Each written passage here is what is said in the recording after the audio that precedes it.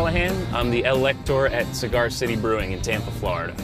The title elector, it's a unique position within brewing. It's a position that only exists in Cigar City. And the reason we have that title is almost all of our branding, almost all of our inspiration for our beer comes from Tampa history and Florida history. Tampa was the biggest purchaser of Cuban-made tobacco in the world before the Cuban Revolution. And the late 1800s, early 1900s, to keep the cigar workers entertained. Obviously, they didn't have radios or TVs, so they would hire somebody called an elector. And his job was to get up on a platform and read the paper to everybody, keep everybody up to date on what was happening in the world. And my position in the brewery is to do the same thing, keep them informed and keep them entertained with what we're doing as a beer company. I think over the years, I've probably tasted in the 5,000 to 6,000 beer range. It's an awful lot of beer, and being able to travel around and visit other breweries and visit different cities, you know, there was always something about Tampa that I found really unique and really appealing. Our beers represent that really diverse mixture of Tampa culture, and the cigar making in Tampa was mostly focused around this area that we're driving through called Ybor City. It was founded by Vicente Ybor in the late 1800s. And all of these buildings that we're driving by, the majority of them used to be cigar manufacturing facilities. So you can see some of the old late 1800s architecture, you can see some of the Latin-inspired architecture. And there's still a few very small, locally owned cigar producers in the area, which is very cool. And one of them is called Tabanero, and we've got a relationship with them. They actually send some of their cigar rollers into our tasting room, and they hand roll cigars for our customers. Not only are they drinking Cigar City beer, but they're getting a hand-rolled cigar, getting the original culture of Tampa with some of the newer, more interesting things going on in the city.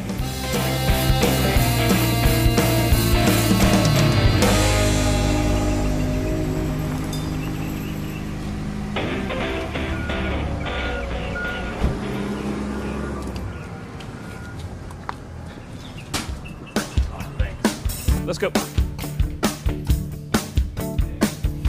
How's it going, Tom? Good, how are you? Good seeing you, man. Absolutely. The mission of Cigar City is to make world-class beer of the highest quality and consistency every single time. We've done a lot of very interesting beers with a lot of very unique ingredients, so the beer that we make we know isn't for everybody, but we cheers those who choose to drink it with us. You can't talk about Tampa history without talking about Cuba's history as well. All of that really has inspired us for certain flavors and certain approaches to unique ingredients at Cigar City, and certainly to the overall feel of the city of Tampa, whether it's the name of some of our beers like Bolita, like Maduro, which is a dark wrapper on a cigar, which is our brown ale. So a lot of the names, a lot of the approach, and a lot of the special ingredients do have that tie-in back to Cuba. Beer scene has been very well received in the Tampa Bay area. But just over the last 3 years, there's been probably another 30 breweries open up in this area. They're getting better and better, and more popping up everywhere. People in this industry are pretty cool because the majority of them are artists. They all take pride in what they do, and they really want to help another brewer out. We share information, share ingredients, and then after work we get to share a beer. We always feel like the rising tide carries all ships. There's so much room for growth locally and nationally for craft beer that a success at one craft brewery we think is elevating the level of attention and the quality of craft beer for the entire industry. So we want our friends in the industry to succeed just as much as we want to succeed. So over here we've got our 15-barrel brew house. This is the equipment that we used to brew our very first batch of beer back in January 30th, 2009. First beer we ever brewed was a batch of Maduro brown ale, but it's a very rudimentary system. We don't have any level of automation. So when we're mashing in, we're taking our big wooden paddles. For something like High Life, we're brewing High Life in our 15-barrel system. We're taking 1,100 pounds of malt with 465 gallons of water and mixing it all together in the mash tun with the wooden paddle by hand. We're not using any kind of mash mixer, we're not using any kind of motor. Everything is done completely by hand here at Cigar City. For a lot of our beers, when we're looking for a good bitterness, but we don't want as much flavor or aroma contributed from the hops, we'll start off with some Magnum hops.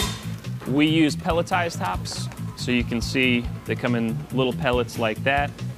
These German hops are going to give you a really nice kind of earthy, floral, spicy aroma, But with this particular hop, we're not as focused again on the flavor or the aroma. We're looking for a good bitterness out of Magnum hops.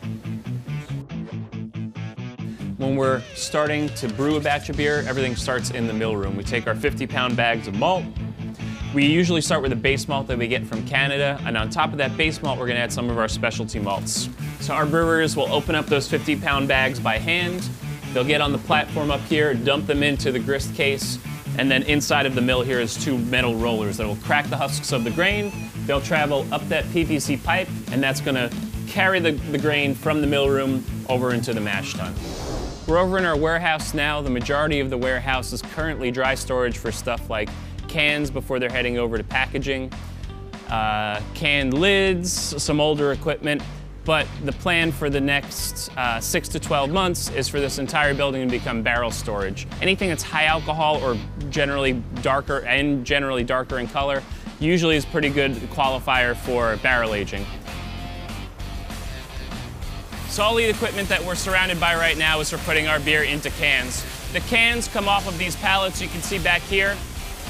They're all empty cans. They get put onto our blue machine that's called a depal or depalletizer.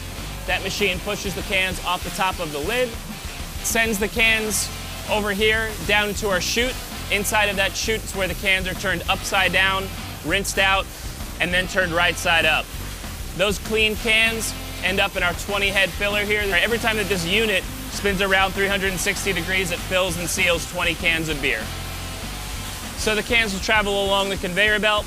Their last stop are these two silver machines over here. These are our PackTech applicators. It's where we put the hard plastic six-pack holders on top of the six-packs. So we have a gentleman who stands at either station there. They take the six-pack off of the line, they put the six-packs onto the tray. Tray goes onto a pallet. 100 cases of beer are on each pallet. So there's 2,400 cans of beer on each one of these pallets.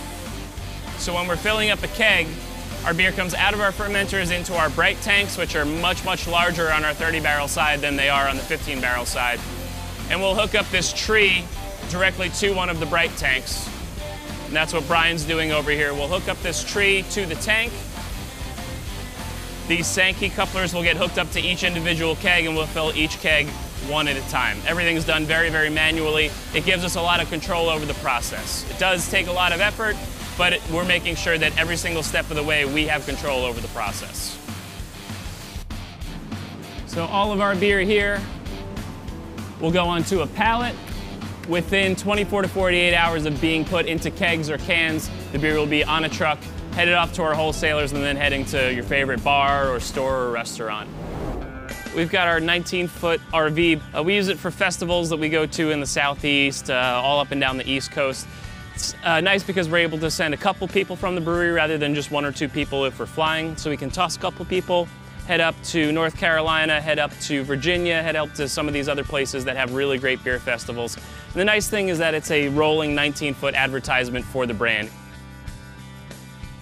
As far as the future for Cigar City and the future for Tampa Bay beer in general, there's really so much room for growth for us. Florida is a very, very underdeveloped market when it comes to beer. The number of breweries we have compared to the population is still relatively small. So there's still a lot of room for growth. The fact that we have so many amazing quality and innovative breweries in the area means that everybody has to bring their A game. We're going to keep focusing on quality, and we're going to try as hard as we can to get as much beer into the hands of as many people. But in the meantime, after a hard day of brewing, a hard day of putting beer in a package, a hard day of sales and marketing, we all get to sit out in the sun. We get to go down to the beach with a can of Cigar City Lager, a can of High Life. Doesn't get much better than that. So there's really not anywhere else I'd rather be than hanging out at Cigar City, drinking beer with my friends and my coworkers.